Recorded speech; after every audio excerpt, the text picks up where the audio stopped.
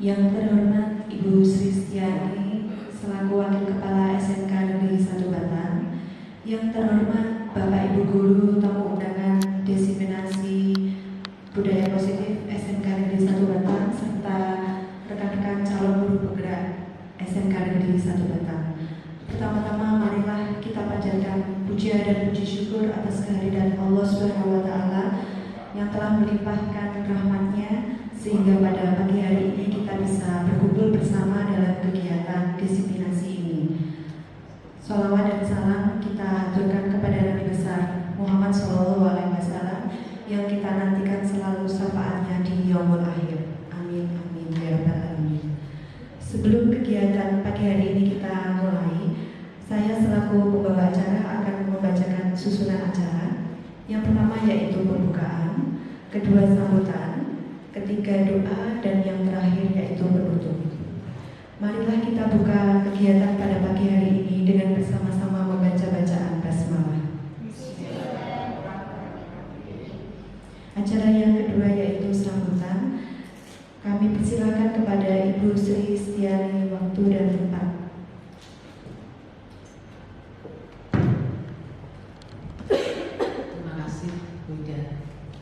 Bismillahirrahmanirrahim. Assalamualaikum warahmatullahi wabarakatuh. Waalaikumsalam warahmatullahi wabarakatuh. Yang saya hormati Bapak Ibu calon guru penggerak yang saat ini telah punya gawe untuk mengadakan diseminasi kaitannya dengan budaya positif. Bapak Ibu selaku tamu undangan untuk ikut mengambil bagian dalam kegiatan yang diselenggarakan oleh calon guru penggerak. Mohon maaf, hari ini saya ditembak di tempat karena mewakili UKS yang saat ini menguji bila ada kegiatan di luar yang tadi menurut beliau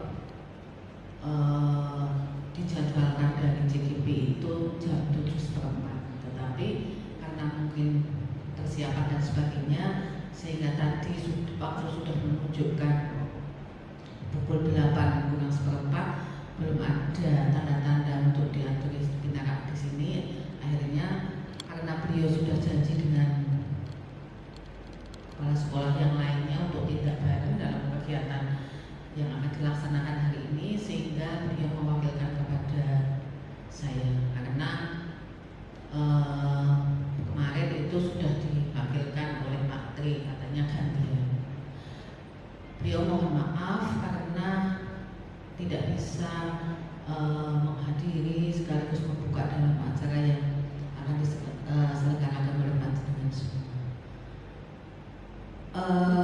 Salam dan sholawat senantiasa kita sampaikan kepada junjungan Nabi Agung kita Nabi Muhammad SAW. Semoga kita semua nantinya akan mendapatkan syafaat yang akhir nanti. Amin amin. Bapak Ibu yang saya hormati, mudah-mudahan harapan dari Ibu Kepala Sekolah kaitannya dengan penyelenggaraan diseminasi ini yang mana mungkin merupakan sebuah salah satu agenda kegiatan yang mana harus bisa dilaksanakan oleh calon dari guru penggerak sebagai salah satu kegiatan untuk nantinya yang harus dilakukan Nah, harapannya dari diseminasi ini, walaupun ini mungkin bukan yang pertama kali, karena alhamdulillah di sekolah kita itu sudah banyak yang menjadi guru penggerak sehingga mungkin tidak asing lagi bagi Bapak Ibu semua. Harapannya dengan adanya diseminasi ini, apa yang sudah dilakukan, terutama katanya dengan disiplin atau budaya positif, memang betul-betul bisa kita lakukan yang nanti berimbas kepada anak didik kita. Itu lah. Harapannya nanti kegiatan-kegiatan berikutnya kaitannya dengan agenda yang akan diselenggarakan oleh calon-calon dari guru penggerak bisa dilaksanakan dengan lancar tanpa halangan suatu apapun, yang nantinya endingnya adalah nanti bisa istilahnya lulus untuk menyandang predikat sebagai itu mungkin yang bisa saya sampaikan mewakili dari Ibu Kepala Sekolah, mudah-mudahan ini ke depan, mungkin 2 jam ke depan atau 3 jam ke depan, monggo ini 3 jam ke depan bisa dilaksanakan dengan sebaik-baiknya. Harapan kami yang ada di sini, setelah mengikuti pengimbasan ini, mudah-mudahan tegak untuk ikut mencalonkan menjadi guru bengkak. Kalau saya sendiri yang wis expired, jelas usia saya sudah expired ya, saya hanya bisa mensupport, memotivasi, karena kalau di SMK kita banyak sekali Bapak Ibu guru yang menjadi guru bengkak ya, mudah-mudahan nanti akan berimbas kepada sekolahan yang nantinya SMK kita itu menjadi SMK yang lebih baik, SMK yang unggul. Jadi yang ada di sini nanti tak ingatkan lagi. Tapi untuk Bu Ayu ya udah nanti konsen pada itu dulu. Tapi ini ada Bu Karna, Bu Novli ya, ada Pak Taufik juga ya, yang usianya itu masih mencukupi, masih muda. Pak Fajar juga, Pak Fajar ya harus itu deh. Istrinya masih muda, katanya anaknya masih kecil, harus hidupnya gitu ya. Itu saja yang bisa saya sampaikan. Saya mohon maaf apabila dalam penyampaian ini kurang berkenan di hati panjenengan semua. Saya akhiri, wassalamualaikum warahmatullahi wabarakatuh. Waalaikumsalam warahmatullahi wabarakatuh.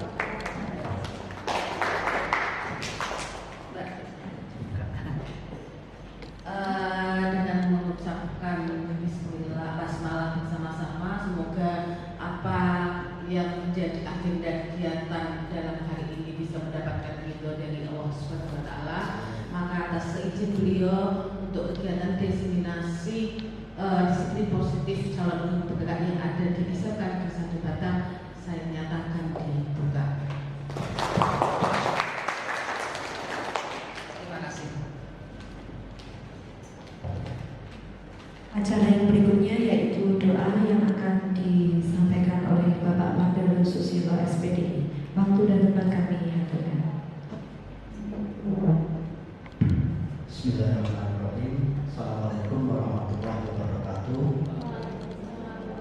Bapak Ibu yang dirahmati Allah Subhanahu wa taala, marilah sejenak kita memohon doa kepada Allah Subhanahu wa taala.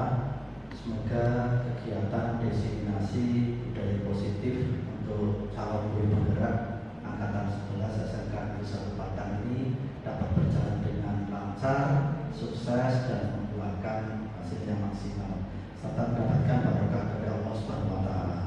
Ala hadiniyah al-Fatihah. A'udzubillahi minasyaitonir rajim. Bismillahirrahmanirrahim. Alhamdulillahirabbil alamin. Arrahmanirrahim. Maliki yaumiddin. Iyyaka na'budu wa iyyaka nasta'in. Ihdinas siratal mustaqim. Shiratal ladzina an'amta 'alaihim ghairil maghdubi 'alaihim waladdallin. Bismillahirrahmanirrahim. Alhamdulillahirabbil alamin. Hamdan syakirin, hamdan na'imin, hamdan yafi'u ma yukafi'u wa yumazzidu mazidan. Ya Rabbana lakal hamdu wa lakal syukru kama yanbaghi jalika wa 'azimi sultanik. Allahumma shalli ala sayyidina Muhammadin shalatan tunjina bil jannati wal ahwal wa tahdilana bil jannati harajat wa tutahhiruna bil jannati sayyi'at wa tarfa'una biha indaka 'ala darajat wa tuballighuna bi aqsal bayatin jannati khairati fil hayati wa ba'dal iman. Raditu billahi rabban wa bil islami dinan wa bi Muhammadin nabiyya wa rasulah. Rabbi zidni ilma warzuqna fahma. Amin. Ya Wahyu ya Mujib, bukakanlah hati kami dan pikiran kami, berikanlah kami kebijaksanaan dan pemahaman yang luas, mudahkanlah kami dalam menyerap ilmu yang disampaikan, serta berikanlah kami kemampuan untuk mengamalkannya dalam kehidupan sehari-hari. Ya Allah, kabulkanlah doa dan permohonan kami, ampunilah dosa-dosa kami, dosa kedua orang tua kami, dosa guru-guru kami. Berikanlah kami kekuatan dan ketabahan dalam menghadapi segala ujian dan cobaan. Rabbana zalamna anfusana wa illam taghfir lana wa tarhamna lanakunanna minal khasirin. Rabbana atina fid dunya hasanah wa fil akhirati hasanah wa qina adzabannar. Wa sallallahu ala sayyidina Muhammadin nabiyil ummi wa ala alihi wa sahbihi wa baraka wa sallam bi fadli subhana rabbika rabbil izzati amma yasifun. Wassalamu ala mursalin walhamdulillahi rabbil alamin. Terima kasih. Assalamualaikum warahmatullahi wabarakatuh.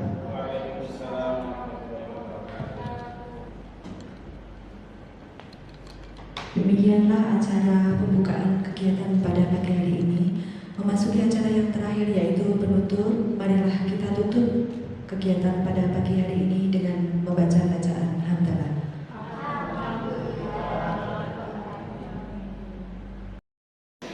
Assalamualaikum warahmatullahi wabarakatuh.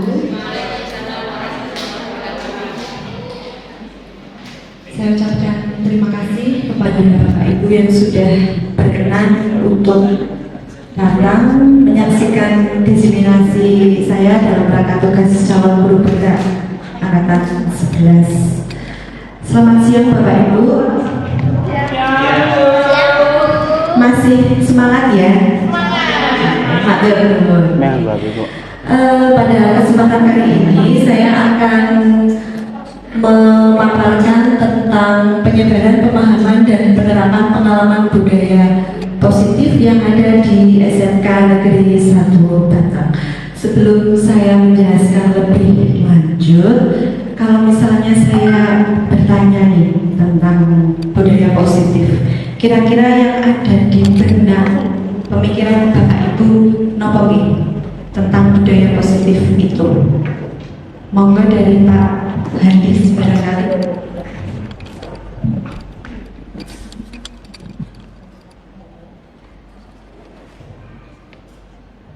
Budaya positif itu menurut Pak Hadis apa Pak? Budaya positif itu menciptakan ya budaya perilaku positif di lingkungan sekolah, misalkan menghindari adanya hukuman dan lain sebagainya. Berarti seputar dengan ya hukuman ya kalau misalnya mendengar kata budaya positif. Mungkin ada lagi dari Bu Ayu. Budaya positif apa Bu? Kalau misalnya Bu Ayu mendengar kata budaya positif itu apa Bu? Kalau menurut saya budaya positif itu kebiasaan yang baik itu tadi. Adanya kebiasaan baik ya, atau pembiasaan yang positif Bu ya. Oke. Nah, pertanyaan saya yang berikutnya nih, budaya positif itu penting tidak untuk diterapkan atau dilaksanakan khususnya di lingkungan SMK Negeri 1 Batang? Kira-kira penting buat Bapak Ibu? Penting ya, betul sekali. Jadi budaya positif itu penting untuk kita terapkan di lingkungan SMK Negeri 1 Batang, karena dengan menerapkan budaya positif itu kita bisa menumbuhkan motivasi diri yang ada di dalam diri siswa, dan kita sebagai seorang guru mempunyai kewajiban untuk menyebarluaskan penanaman budaya positif itu, sehingga nantinya murid bisa memiliki karakter yang baik, berbudi pekerti yang baik, berakhlak mulia, tentunya sesuai dengan pemikiran belajar dewantara dan dalam rangka mewujudkan profil pelajar Pancasila. Di sini ada 8 konsep inti budaya positif. Yang pertama ada perubahan paradigma belajar, kemudian ada disiplin positif, ada nilai-nilai kebajikan, kebutuhan dasar manusia, motivasi perilaku manusia, posisi kontrol guru, keyakinan kelas, dan yang terakhir yaitu segitiga dan restitusi.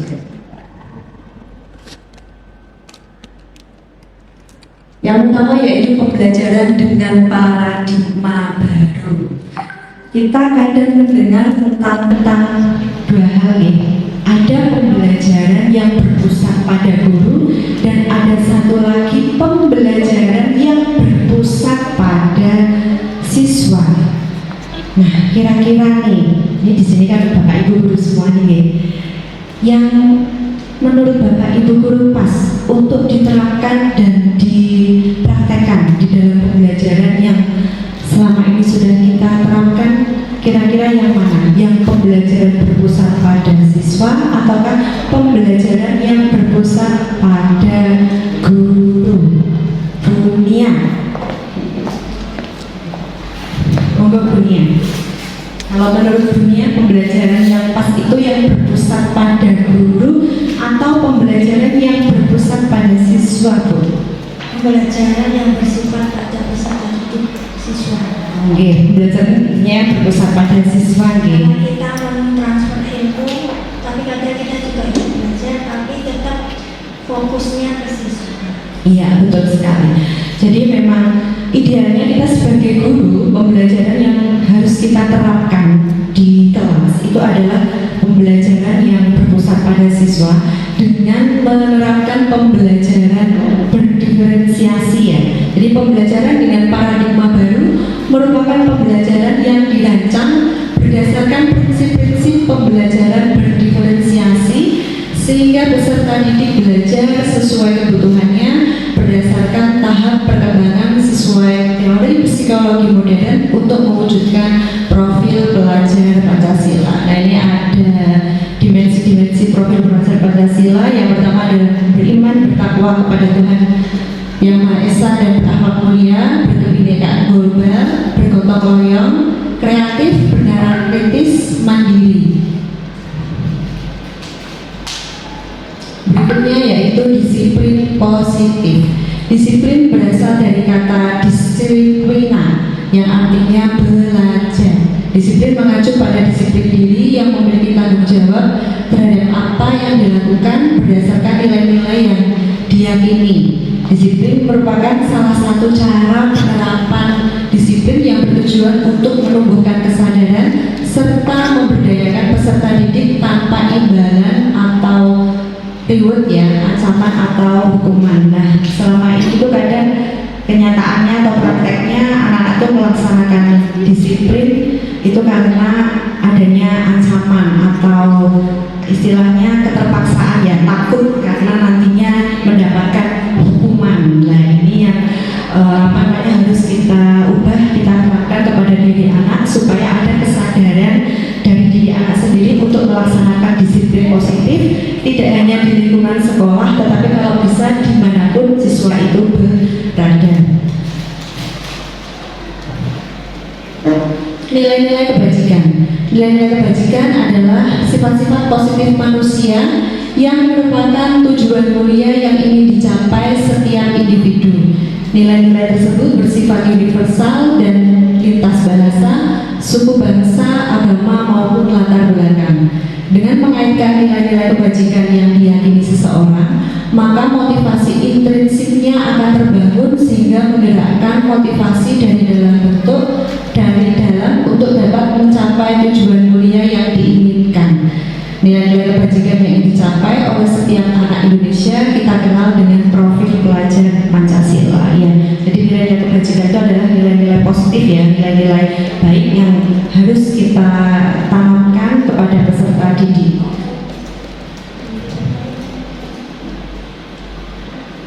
Kebutuhan dasar manusia, kebutuhan dasar itu sesuatu ya, keinginan kita untuk mendapatkan apa yang kita inginkan. Seluruh tindakan yang kita lakukan memiliki tujuan tertentu dan semua usaha terbaik yang kita lakukan adalah dalam rangka agar kebutuhan dasar kita terpenuhi dengan baik. Dan saya yakin pasti Bapak Ibu guru yang di sini juga memiliki kebutuhan dasar nih. Ada 5 kebutuhan dasar manusia. Yang pertama adalah kebutuhan untuk bertahan hidup. Contohnya ada makan, minum, kemudian tempat tinggal, keamanan, kesehatan, itu merupakan kebutuhan dasar manusia untuk bertahan hidup. Kira-kira kalau tidak makan, tidak minum, bagaimana Bapak Ibu? Puasa, ya puasa, tapi kan ada batasnya waktu Pak ya, jam berapa nanti makan. Nah, biasanya kalau lama tidak makan, minum, yang ada bad mood. Nah, jadi kita kalau melakukan sesuatu aktivitas juga tidak bisa maksimal. Kemudian kebutuhan dasar yang berikutnya yaitu rasa kasih sayang dan rasa diterima. Misalnya adalah kalau siswa itu dia diperhatikan oleh gurunya, ingin dimengerti. Kemudian penguasaan, ada harga diri, keinginan untuk dianggap, memimpin, berprestasi, diakui dan didengar.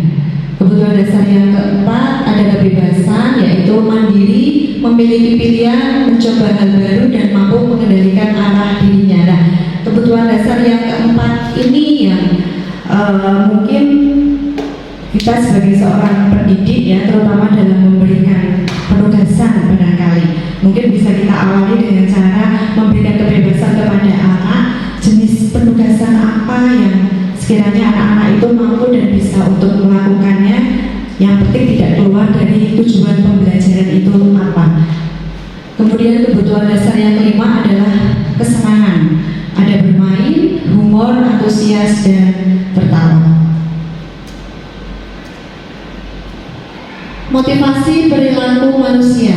Motivasi merupakan dorongan yang dimiliki seseorang yang dapat merangsang untuk dapat melakukan tindakan-tindakan atau sesuatu yang menjadi dasar atau alasan seseorang untuk berperilaku untuk mencapai tujuan tertentu. Nah, di sini motivasi perilaku manusia ada 3. Yang pertama adalah untuk menghindari ketidaknyamanan atau hukuman. Seperti yang sudah tadi saya sampaikan ya. Jadi kebanyakan itu siswa mentaati aturan yang dibuat oleh sekolah itu belum atas dasar kesadaran dirinya sendiri, tetapi lebih karena ini pada motivasi yang pertama yaitu untuk menghindari ketidaknyamanan atau supaya tidak mendapatkan hukuman. Yang kedua adalah untuk mendapatkan imbalan atau penghargaan dari orang lain. Untuk motivasi yang kedua ini sebenarnya tidak semua imbalan atau penghargaan itu bisa bernilai positif atau baik. Terkadang ketika kita sebagai guru misalnya di kelas ada siswa yang pandai atau mendapatkan nilai yang sempurna, mungkin tidak terlalu berlebihan ketika kita memberikan pujian kepada anak. Terkadang dengan pujian yang lebih itu justru membuat anak itu bukan semakin meningkatkan prestasinya, tetapi yang kadang malah anak itu sudah merasa puas cukup sampai di situ, sehingga untuk meningkatkan kemampuannya itu kurang. Motivasi yang 3 yaitu untuk menjadi orang yang mereka inginkan dan menghargai diri sendiri dengan nilai-nilai yang mereka percaya. Di sini ada perbedaan hukuman, konsekuensi, dan restitusi. Nah, ini monggo Bapak Ibu bisa dilihat bersama. Kira-kira selama ini yang sudah diterapkan atau yang sudah dipraktekkan Bapak Ibu itu dalam posisi yang mana? Apakah sebagai penghukum atau memberikannya dalam bentuk konsekuensi atau restitusi? Nah, saya itu sebelum mengikuti penggerak ya, khususnya pendidikan ini, seringnya praktek yang sering saya lakukan adalah yang memberikan hukuman. Nah, ternyata setelah mengikuti pendidikan guru penggerak ini, bahwa kita sebagai guru ketika anak melakukan kesalahan atau tidak melakukan kedisiplinan, itu tidak semua hukuman itu memberikan nilai yang baik. Nah, untuk perbedaannya, hukuman itu tidak terencana atau tiba-tiba. Kemudian yang kedua, murid tidak tahu apa yang akan terjadi. Kemudian yang ketiga, bersifat satu arah. Dan yang keempat, seringnya hukuman itu berupa hukuman fisik atau psikis. Misalnya kalau anak di sini misalnya kasusnya anak yang terlambat datang sekolah, nah itu saya sering melihat anak-anak itu disuruh berbaris di depan bendera, yang bendera. Nah itu berarti contoh bentuk hukuman karena bersifat apa? Fisik. Kemudian konsekuensi. Konsekuensi itu terencana atau disepakati sesuai peraturan. Murid tetap dibuat tidak nyaman. Sikap guru selalu memonitor murid. Kemudian yang restitusi, progres menciptakan kondisi bagi murid untuk memperbaiki kesalahan. Proses kolaboratif yang mengajarkan murid untuk mencari solusi sendiri. Nah, ini ada contoh Bapak Ibu. Contoh kasusnya misalnya, siswa sering tidak mengerjakan PR. Apakah di kelas Bapak Ibu masih sering dijumpai ada siswa yang mungkin tidak mengerjakan tugas yang Bapak Ibu berikan? Nah, seandainya masih dijumpai, kira-kira Bapak Ibu dalam posisi yang mana? Apakah memberikan hukuman, konsekuensi, atau restitusi yang sudah selama ini Bapak Ibu lakukan? Hukuman, misalnya kalau tadi siswa tidak mengerjakan PR, Bapak Ibu menghukum murid dengan berdiri 10 menit di depan kelas, guru marah dan murid menjadi takut. Nah, ini yang sudah saya katakan tadi. Dulu sebelum mengikuti guru penggerak, saya kalau ada murid tidak mengerjakan tugas beberapa kali, nah itu kadang seperti ini. Tapi setelah mengikuti ini, belajar untuk tidak melakukannya lagi. Kemudian yang berikutnya adalah konsekuensi. Nah, ini konsekuensi, misalnya tadi siswa yang tidak mengerjakan PR berarti harus menulis PR sebanyak 3 kali. Maksudnya adalah PR-nya itu dikerjakan lagi dalam bentuk kerjaan yang sama 3 kali ya. Kemudian guru tegas dan murid menghormati peraturan. Ya, restitusi itu merupakan yang paling baik ya. Guru menanyakan keyakinan kelas atau dirinya dan membantu murid menyelesaikan masalah, yaitu dengan berupa pertanyaan. Ditanya dulu, kenapa kok kamu tidak mengerjakan PR?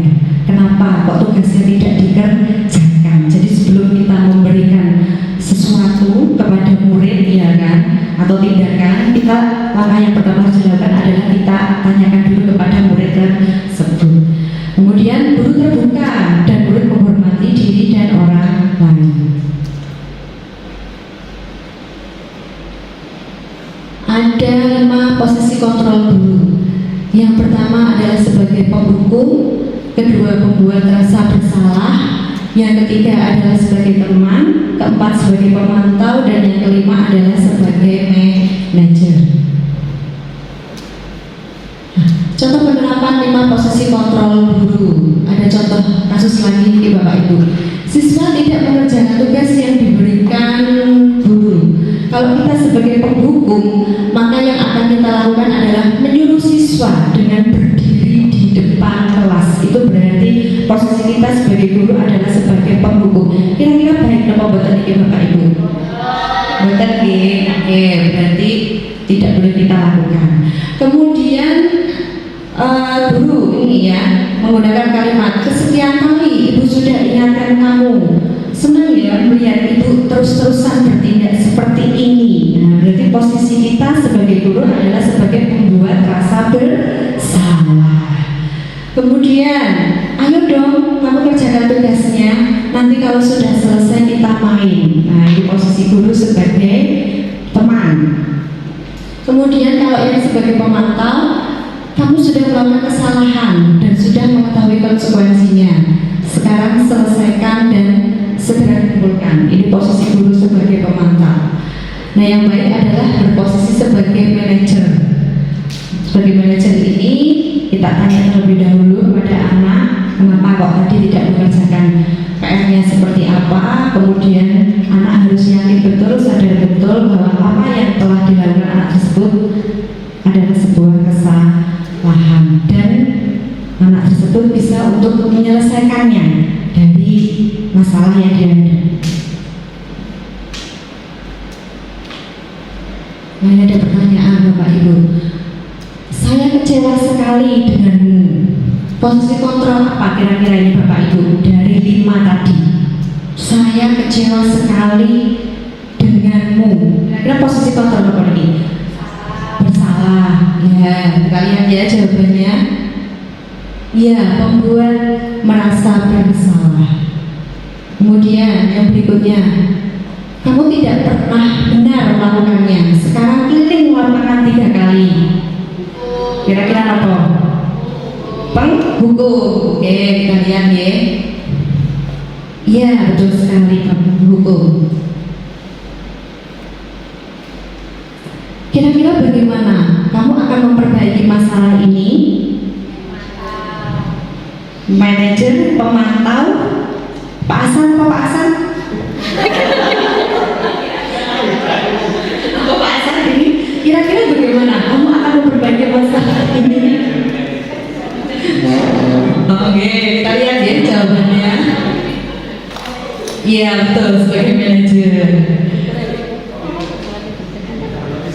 Nah, ayolah lakukan demi Bapak Ibu sebagai teman.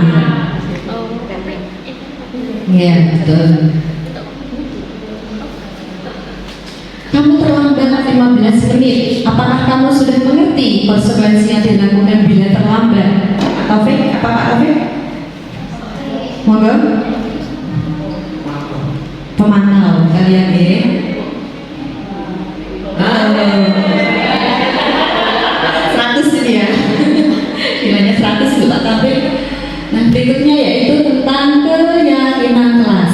Keyakinan kelas merupakan kesepakatan kelas yang diyakini bersama guru dan murid dengan harapan dapat meningkatkan kedisiplinan murid.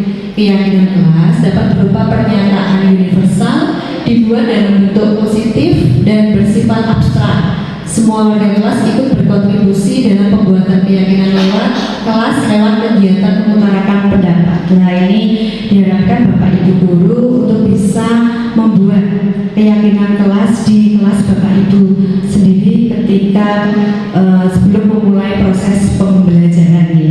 Ini kebetulan saya juga sudah menerapkannya kemarin bersama dengan anak-anak di kelas 12 TCKD 2 dan sudah disepakati.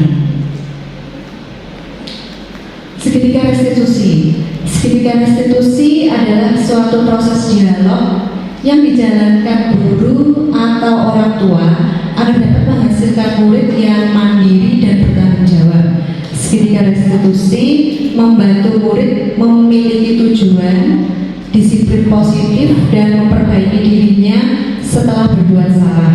Restitusi bukan untuk menembus kesalahan, namun untuk belajar dari kesalahan. Di sini ada 3 tahapan untuk melakukan segitiga restitusi. Yang pertama yaitu menstabilkan identitas, yang kedua adalah validasi tindakan yang salah, dan yang ketiga menanyakan keyakinan. Yang pertama yaitu menstabilkan identitas. Yang harus dilakukan ini, satu, berbuat salah itu manusiawi. Jadi ketika anak melakukan kesalahan, kita itu harus meyakinkan kepada anak bahwa kesalahan itu merupakan hal yang wajar, ya, bahwa setiap orang itu pasti pernah melakukan kesalahan. Intinya seperti itu. Kemudian ada kalimat, tidak ada manusia yang sempurna. Kemudian Bapak Ibu juga pernah melakukan kesalahan seperti itu. Yang keempat, Bapak Ibu tidak tertarik mencari siapa solusi dari permasalahan ini. Dan yang kelima, kamu berhak merasa begitu. Langkah yang kedua yaitu validasi tindakan yang salah. Langkah-langkahnya yang harus kita lakukan, yang pertama yaitu kamu pasti punya alasan mengapa melakukan hal itu. Nah, jadi kita tadi yang pertama, setelah kita meyakinkan kepada anak bahwa setiap orang itu pernah melakukan kesalahan, yang berikutnya adalah kita mencari tahu kenapa sih kok kamu misalnya tidak mengerjakan PR, kenapa sih kok hari ini kamu datangnya terlambat. Nah, kita mencari tahu dulu alasannya apa yang membuat anak melakukan hal seperti itu. Kemudian yang berikutnya, padahal kamu bisa melakukan yang lebih buruk dari ini ya. Kemudian yang ketiga, kamu patut bangga pada dirimu sendiri karena kamu telah melindungi sesuatu yang penting buatmu. Langkah yang ketiga yaitu menanyakan keyakinan. Jadi setelah pertama tadi kita meyakinkan anak bahwa pernah membuat salah, yang kedua kita mencari tahu alasannya kenapa, yang ketiga adalah kita menanyakan kepada anak apakah dari kesalahan yang sudah pernah dilakukan anak itu tuh sesuai tidak dengan keyakinan kelas yang sudah disepakati atau yang sudah dibuat di kelas. Nah, itu perlu kita tanyakan kepada anak supaya anak sadar bahwa oh ternyata perbuatan saya ini itu bertentangan atau tidak sesuai dengan keyakinan kelas yang sudah disepakati atau yang sudah dibuat. Kemudian kita bisa menanyakan juga kepada anak-anak, nilai-nilai apa yang telah kita sepakati. Kemudian kita tanyakan juga seperti apa gambaran kelas yang ideal menurutmu. Kemudian yang keempat, kamu mau menjadi orang seperti apa. Nah, ini tahapan segitiga restitusi ini Bapak Ibu yang bisa Bapak Ibu lakukan atau laksanakan ketika menjumpai anak-anak yang mengalami masalah. Misalnya yang sering apa yang terjadi di kelas itu misalnya apa nih Bapak Ibu? Yang sering terjadi masalah yang dijumpai di kelas misalnya tidur main HP lah, itu penanganannya bisa dengan penerapan segitiga restitusi yang tadi sudah dijabarkan. Nah ini contoh penerapan segitiga restitusi yang kemarin sudah saya terapkan ke anak. Ya, sama-sama. Ini yang pertama yang perlu kita lakukan adalah menstabilkan identitas dulu ya Bapak Ibu. Dia tahu juga yang tadi tanya cara prestasi yang diberikan. Ya, kita tahu. Yang penting kita mau belajar dari kesalahan itu dan selalu berusaha untuk memperbaiki. Coba sekarang kamu jelaskan kepada belajar. Kenapa kemarin kamu tidak mengerjakan tugas yang diberikan? Nah ini tadi validasi tindakan yang salah ya. Berarti kita bertanya kepada murid, kepada anak yang tadi melakukan kesalahannya, kok bisa ketika jam pembelajaran tidak mengerjakan tugas, justru misalnya jajan di kantin. Itu perlu kita tanyakan dulu kepada anak. Kantin yang tidak mengerjakan tugas yang diberikan. Saya rasa tugas saya berusaha kantin. Apakah kamu tahu kesalahan apa yang sudah kamu lakukan, Faisal? Tahu guru saya dan mengerjakan tugas dan pergi ke kantin sebelum jam istirahat. Apakah kesalahan yang sudah kamu perbuat itu sesuai dengan keyakinan kelas kita, Faisal? Tidak mungkin. Pelanggaran apa yang sudah kamu lakukan dari keyakinan kelas kita? Disiplin dan bertanggung jawab. Menurutmu, kira-kira apa yang akan Faisal lakukan supaya ke depan Faisal tidak melakukan kesalahan lagi? Yaitu sarapan lebih dahulu dan mengerjakan tugas yang diberikan oleh guru. Baik, kamu sudah tahu ya solusinya seperti itu. Apakah kamu bersedia melakukan perubahan positif, Faisal? Saya tidak bersedia. Oke, terima kasih ya. Ini dan berharap ke depan kamu tidak melakukan kesalahan lagi. Sekarang Faisal bisa kembali ke kelas. Baik Bu Linda, terima kasih. Ya, sama-sama.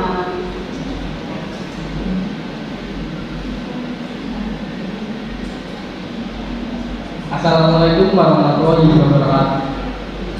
Oke, sudah selesai menurut berikut pemaparan dari saya. Mungkin ada yang mau ditanyakan dari Bapak Ibu, mungkin monggo Bu Ratna. Ya, saya tidak izinkan bertanya dulu. Oke, Biasa monggo. untuk pertanyaan untuk Bu Ida. Ini intinya saya ingin bertanya tentang yang tadi keyakinan kelas. Oh iya. Sebaiknya kalau keyakinan kelas itu dibuat atau disepakatinya pada saat awal pembelajaran, pada saat proses pembelajaran, atau terus menerus. Itu aja. Terima kasih. Oke, mohon pertanyaannya Bu Ratna.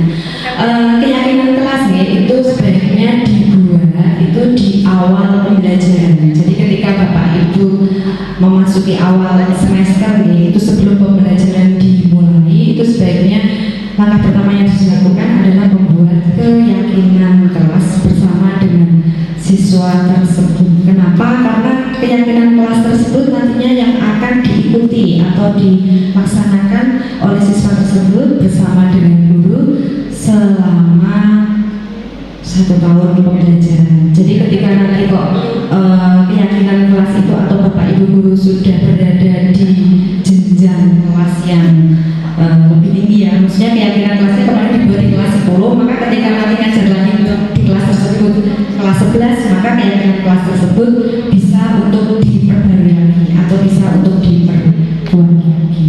Maka Ibu Ratna, matur nuwun Bapak Ibu untuk perhatiannya. Semoga apa yang saya sampaikan bisa bermanfaat dan mohon maaf apabila terdapat kesalahan. Terima kasih. Wassalamualaikum warahmatullahi wabarakatuh.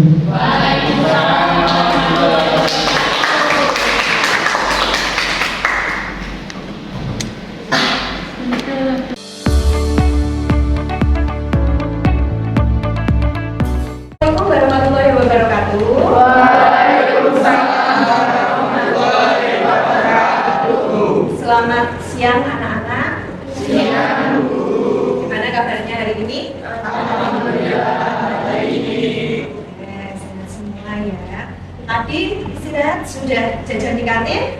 Sudah.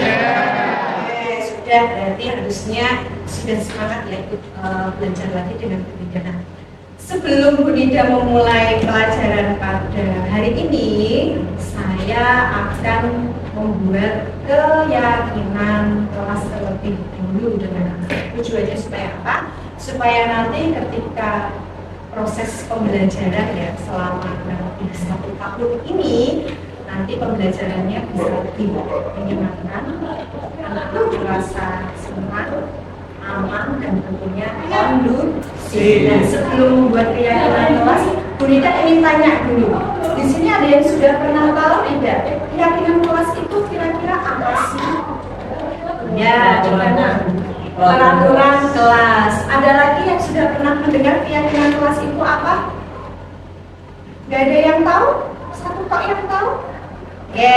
Jadi keyakinan kelas itu betul ya, tadi sudah disampaikan oleh temenmu, peraturan kelas. Hampir mirip sebenarnya, sama seperti ketika anak-anak sekolah di sini. Ada tata tertib, ada aturan sekolah yang harus anak-anak taati. Tetapi berbeda sebenarnya dengan keyakinan kelas. Kalau keyakinan kelas itu nanti kita buat berdasarkan kesepakatan antara siapa? Antara anak-anak, antara siswa dengan guru yang bersangkutan. Nah, hari ini kita akan membuat keyakinan kelas tersebut. Keyakinan kelas itu apa? Peraturan yang diyakini anak-anak supaya anak-anak bisa apa? Melaksanakannya dengan penuh rasa tanggung jawab. Nah, ada yang sudah tahu belum contoh dari keyakinan kelas itu apa? Kesepakatan apa yang nanti akan anak-anak ciptakan atau anak-anak buat supaya pembelajaran suasana di kelasnya itu menjadi menyenangkan, aman, dan kondusif. Kira-kira kalian tuh menginginkan kesepakatan apa? Dengan sesama teman, ya kan? Dengan kalian, dengan bidang khususnya. Kira-kira contohnya apa? Keyakinan kelas itu misalnya contohnya apa? Dengan sesama teman berarti harus ya saling menghormati. Itu saling menghormati, saling menghargai. Sekarang kan sedang maraknya musim apa? Pembulian. Tidak boleh. Jadi kita nanti bikin kesepakatan kelasnya adalah harus saling menghormati. Yang kedua apa lagi? Menjaga kebersihan kelas. Iya, menjaga kebersihan kelas. Beda sering lihat kadang-kadang anak kalau habis jajan ya dari kantin, sampahnya dibuang di mana? Di laci. Boleh atau tidak? Tidak boleh. Terus apa lagi kira-kira? Apa kan? Iya, disiplin dalam berpakaian. Itu namanya anak sekolah. Itu kalau layai berangkat sekolah ya harus mengenakan pakaian sesuai dengan dari tersebut. Tertib ya, berarti mulai dari apa? Seragamnya, kemudian harus bersepatu hitam, kemudian memakai kaos kaki putih kecuali hari Jumat, ikat pinggang. Oke, kemudian selain disiplin berpakaian apa lagi?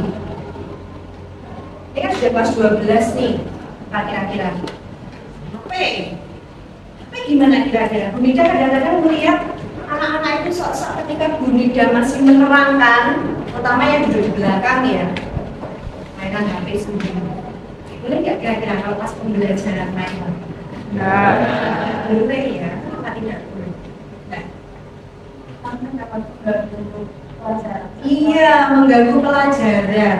Bu Nida pun sebagai guru pasti akan merasa tersinggung. Kenapa? Karena merasa tidak dihargai. Nah, makanya tadi kesepakatan yang pertama adalah saling menghormati. Itu tidak hanya berlaku dengan sesama teman, tetapi juga kepada siapa? Murid dengan guru. Nah, nanti Bu Nida minta tolong, silakan setiap anak ya menuliskan satu saja keyakinan kelas yang nanti dari keyakinan kelas itu harus dilaksanakan anak-anak, disepakati, kan tadi sudah sepakat ya kan, disepakati, dilaksanakan dengan penuh tanggung jawab. Satu saja, jangan menggunakan kalimat negatif. Nah, tadi yang sudah dicontohkan sudah menggunakannya kalimat positif ya. Contoh kalimat negatif itu misalnya apa? jangan menggunakan kata tidak boleh, dilarang, jangan. Sebenarnya nggak masalah menggunakan tulisan tidak boleh membuang sampah, tetapi maknanya kurang bagus, sehingga gunakan kalimat yang positif. Tidak harus menuliskan keyakinannya itu dalam bentuk kalimat yang panjang. Jadi misalnya kalian hanya mau menuliskan kata jujur, itu juga boleh. Kreatif, itu juga boleh. Terus apa lagi? Disiplin, itu saja juga boleh. Terus ada lagi yang punya pendapat lain? Sepakat ya kita membuat keyakinan kelas ya? Sepakat tidak? Oke, kalau sepakat, di sini Bu Nida sudah menyiapkan sticky note ya. Nanti akan Bu Nida bagikan satu persatu kepada kalian. Seperti yang tadi sudah Bu Nida sampaikan, setiap anak cukup menuliskan satu saja keyakinan kelas apa yang kalian ingin ciptakan di kelas ini ketika pembelajaran bersama Bu Nida. Sampai sini ada yang mau ditanyakan? Tidak ada, sudah jelas semua. Oke, silakan nanti setelah Bu Nida bagikan, setiap anak bisa menuliskannya di sini. Nanti kalau sudah selesai mengisi semua, bisa menempelkannya di kertas yang sudah Bu Nida siapkan. Dan nanti kertas ini bisa kita foto bersama-sama menjadi panduan anak-anak bahwa apa sih yang harus kita lakukan, tanggung jawab apa yang harus kita lakukan selama belajar bersama Bu. Seperti itu ya. Kalau sudah akan berbeda.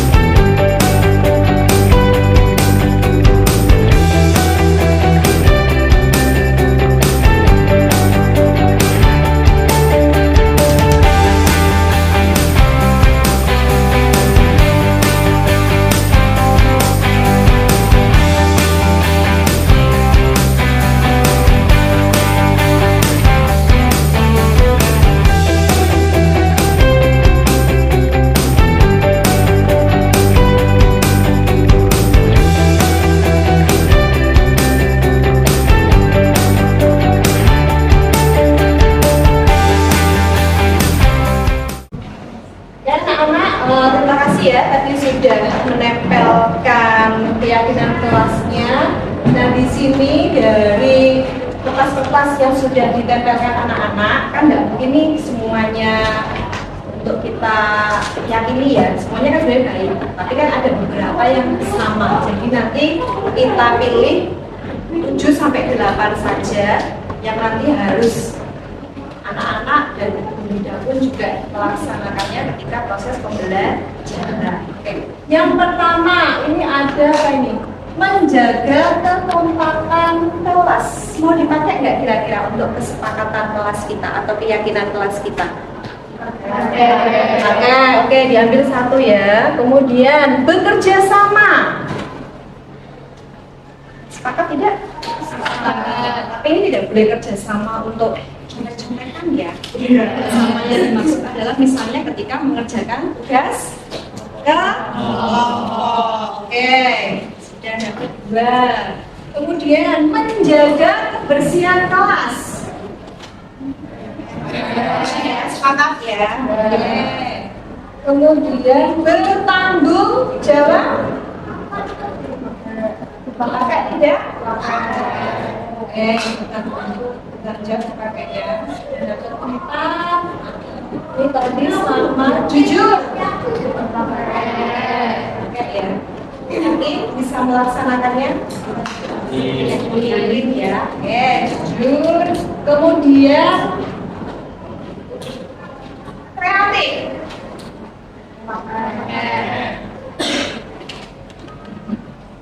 Bertanggung jawab. Kemudian disiplin. Pakai ya. Oke, sudah dapat berapa ini? 1, 2, 3, 4, 5. Oke, sudah. Yang lainnya ini sama ya? Atau mau tambah satu lagi? Berpenampilan rapi atau berseragam rapi? Berseragam ya. Kalau berseragam otomatis dia pasti akan menjaga penampilannya supaya rapi juga. Oke, kita pakai. Nah, ini nanti keyakinan kelas yang akan kita sepakati.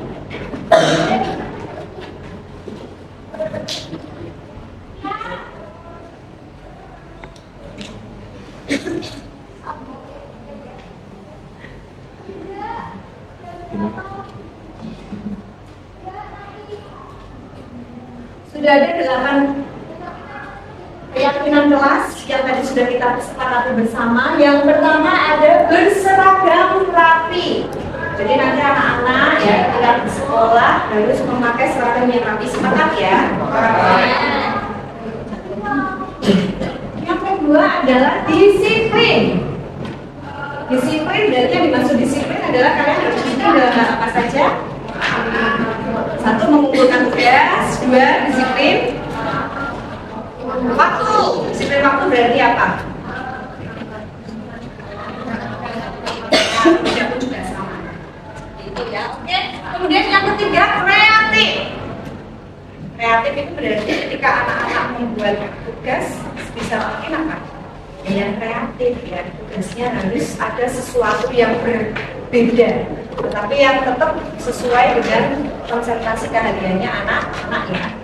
Kemudian yang keempat, jujur. Nah ini yang paling biasanya agak sulit ya untuk dilaksanakan, tetapi karena sudah sepakat, jadi kita harus melaksanakannya dengan penuh rasa tanggung jawab kepada jalur sendiri.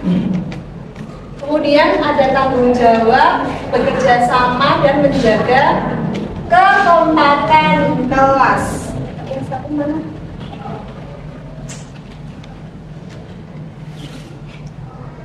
Oke, 8 kesepakatan kelas. Sekali lagi Bu Linda tanya, sepakat? Oke, kalau sepakat, tepuk tangannya bersama. Terima kasih anak-anak untuk keyakinan kelas dan kesepakatan kelas yang sudah disepakati bersama. Nah, sebagai bentuk pertanggungjawaban ya dari kesepakatan kelas yang sudah anak-anak tuliskan dan tempelkan di depan. Di sini Bu Nida sudah menyiapkan kertas. Nanti silahkan mulai dari depan ya, tidak harus urut absen untuk menuliskan nomor kemudian namanya anak-anak dan ditandatangani. Jadi nanti kalau misalnya di antara kalian ada yang tidak melaksanakan atau melanggar keyakinan kelas yang sudah kita sepakati, maka nanti akan ada sanksi. Nah, kira-kira sanksinya apa? Ketika ada yang melanggar atau tidak menaati kesepakatan kelas, denda kas saja gimana? Berapa rupiah? 1.000 berat tidak? 500 ya, sepakat? Oke, berarti kalau ada yang tidak melaksanakan kesepakatan kelas dari 8 yang sudah kita pilih tadi ya, berarti sanksinya adalah denda uang kas, harus membayar uang kas ya sebesar 500 rupiah. Ya, oke, terima kasih. Ini Mbak bisa maju ke depan, yuk.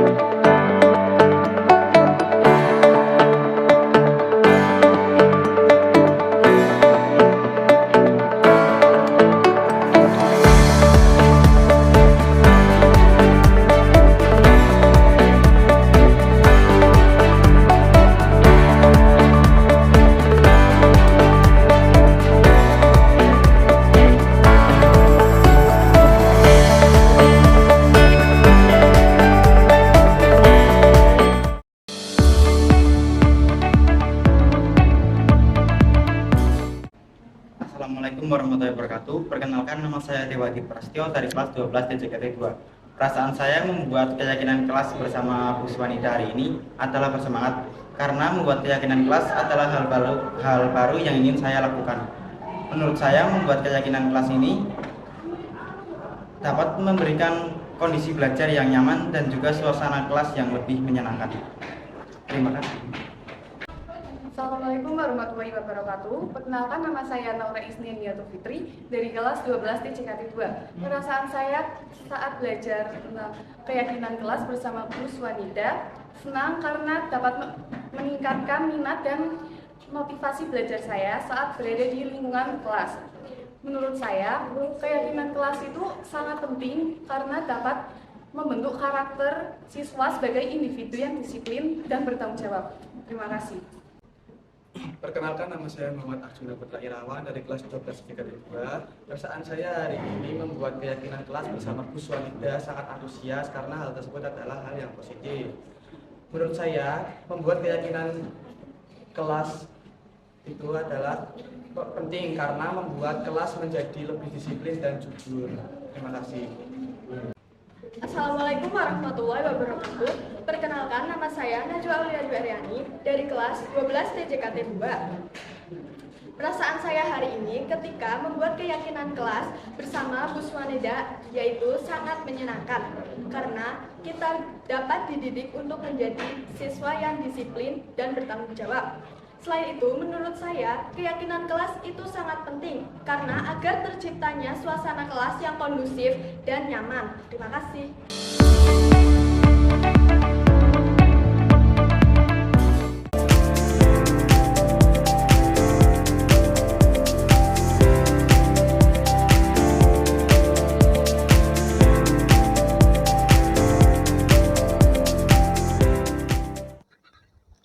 Assalamualaikum Bu Nida. Waalaikumsalam Faisal, silakan duduk. Iya Bu Nida, terima kasih. Ya, sama-sama.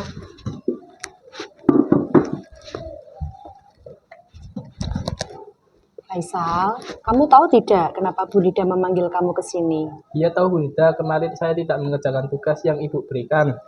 Ya, Bu Nida tahu setiap orang pasti pernah melakukan kesalahan, termasuk Bu Nida. Yang penting kita mau belajar dari kesalahan itu dan selalu berusaha untuk memperbaikinya. Coba sekarang kamu jelaskan kepada Bu Nida, kenapa kemarin kamu tidak mengerjakan tugas yang Bu Nida berikan? Iya Bu, saat Bu Nida tidak masuk kelas itu saya langsung pergi ke kantin dan tidak kembali lagi untuk mengerjakan tugas yang Ibu berikan. Oh, begitu. Kenapa kemarin kamu pergi ke kantin dan tidak mengerjakan tugas yang Bu Nida berikan? Saya lapar Bu dan saya belum sarapan. Apakah kamu tahu kesalahan apa yang sudah kamu lakukan, Faisal? Tahu Bu, saya tidak mengerjakan tugas dan pergi ke kantin sebelum jam istirahat. Apakah kesalahan yang sudah kamu perbuat itu sesuai dengan keyakinan kelas kita, Faisal? Tidak Bu. Pelanggaran apa yang sudah kamu lakukan dari keyakinan kelas kita? Disiplin dan bertanggung jawab Bu. Menurutmu, kira-kira apa yang akan Faisal lakukan supaya ke depan Faisal tidak melakukan kesalahan lagi? Yaitu sarapan terlebih dahulu dan mengerjakan tugas yang diberikan oleh guru. Baik, kamu sudah tahu ya solusinya seperti itu. Apakah kamu bersedia melakukan perubahan positif, Faisal? Saya siap bersedia. Oke, terima kasih ya. Bu Nida berharap ke depan kamu tidak melakukan kesalahan lagi. Sekarang Faisal bisa kembali ke kelas. Baik Bu Nida, terima kasih. Ya, sama-sama.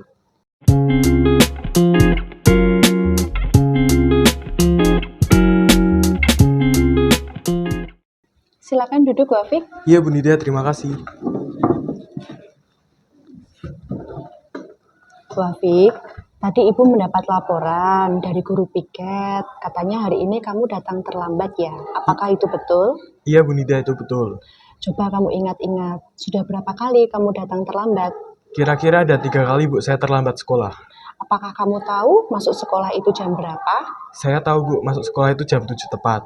Bu Nida tahu, setiap orang pasti pernah melakukan kesalahan, termasuk Bu Nida. Yang penting bagaimana cara kita belajar dari kesalahan itu. Nah, sekarang coba kamu jelaskan kepada Bu Nida, kenapa kamu bisa datang terlambat? Tadi malam saya bergadang Bu. Oh, begitu. Nah, alasannya kenapa kok kamu bisa tidur sampai larut malam? Tadi malam saya main game online sehingga saya lupa waktu. Jadinya tadi pagi saya terlambat. Nah, kamu tahu ya kesalahan yang kamu lakukan itu apa? Tahu Bu. Nah, dari kesalahan yang kamu lakukan itu, apakah itu sesuai dengan keyakinan kelas yang sudah kita sepakati? Tidak Bu Nida. Nah, keyakinan kelas apa yang sudah kamu langgar, Wafik? Kedisiplinan Bu Nida. Menurut kamu disiplin itu penting nggak sih? Penting Bu Nida, karena dengan disiplin saya akan datang sekolah tepat waktu. Ya, betul sekali. Disiplin itu memang sangat penting buat kita, Wafik. Dengan disiplin, kita akan belajar lebih menghargai waktu, dan dalam melakukan sesuatu pun kita akan lebih tepat dan tidak terburu-buru. Iya Bu Nida, saya tahu dan saya menyesali perbuatan saya. Bagus, kamu menyesali ya dari kesalahan yang sudah kamu lakukan. Nah, kira-kira apa yang akan Wafik lakukan supaya besok tidak datang terlambat lagi ke sekolah? Mungkin nanti malam saya tidak akan bermain game online larut malam sehingga besok paginya bisa berangkat sekolah tepat waktu. Nah, sudah dapat solusinya ya supaya besok tidak datang terlambat. Di rumah ada tidak orang yang bisa membantu kamu supaya tidak datang terlambat ke sekolah? Ada Bu, ada ayah dan ibu. Baik, nanti Bu Nida akan bekerja sama dengan orang tua kamu supaya mengingatkanmu untuk tidur lebih awal dan membangun kamu bila kamu belum bangun. Iya Bu Nida. Baik, Bu Nida terima kasih dan menghargai kamu sudah mau berusaha untuk memperbaiki kesalahan yang sudah kamu perbuat. Semoga ke depan bisa lebih baik lagi dan tidak terlambat ya datang ke sekolah. Sekarang Wafik bisa kembali ke kelas. Iya Bu Nida, terima kasih. Ya, sama-sama.